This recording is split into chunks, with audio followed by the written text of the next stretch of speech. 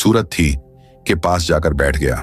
बूढ़े ने नरमी से उसके माथे पर हाथ फेरना शुरू किया।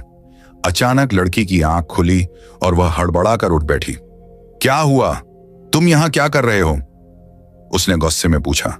बूढ़ा उसकी आंखों में देखता रहा जैसे किसी ख्वाब में हो, फिर बोला, मैं तकिया देने आया था। तुम बगैर सरहाने के लेटी हो, तुम्हारी गर्दन में दर्द हो जाएगा। ये लो तकिया। लड़की ने तकिया लिया और नाराजी से मुंह फेर लिया। बोली, जाओ यहां से।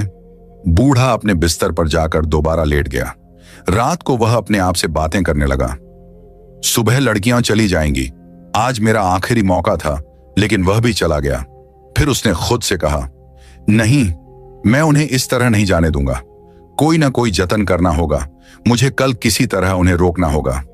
इन्हीं सोचों में डूबा हुआ बूढ़ा आखिरकार सो गया।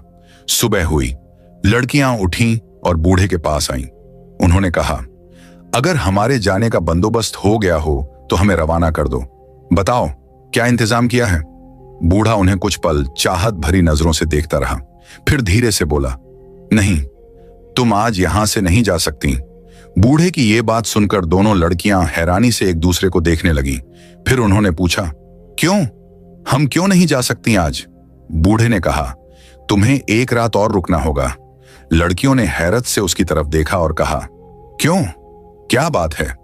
सब खैरियत तो है? हम क्यों रुकें? बूढ़े ने नरम आवाज में कहा, अभी तुम्हारे जाने का कोई इंतजाम नहीं हो पाया। उम्मीद है कल एक काफिला यहां से होकर भागलपुर की तरफ जाएगा। जब लड़कियों ने काफिले का नाम सुना तो उन्हें कुछ इत्मीनान हुआ। वे बोली, चलो कल काफिले के साथ निकल जाएंगी, आज की रात और यहां रह लेते हैं। उन्होंने एक दूसरे को देखकर कहा।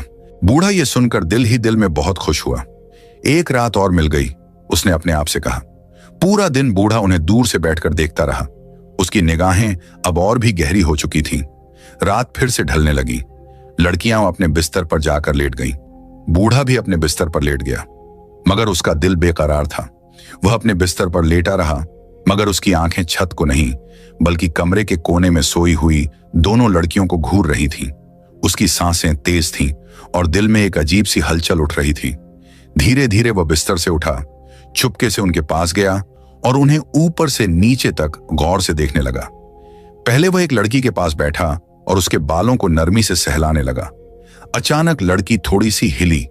बूढ़े को लगा कि कहीं वह जाग न जाए। वह खौफजदा होकर वहां से उठकर दूसरी लड़की के पास चला गया।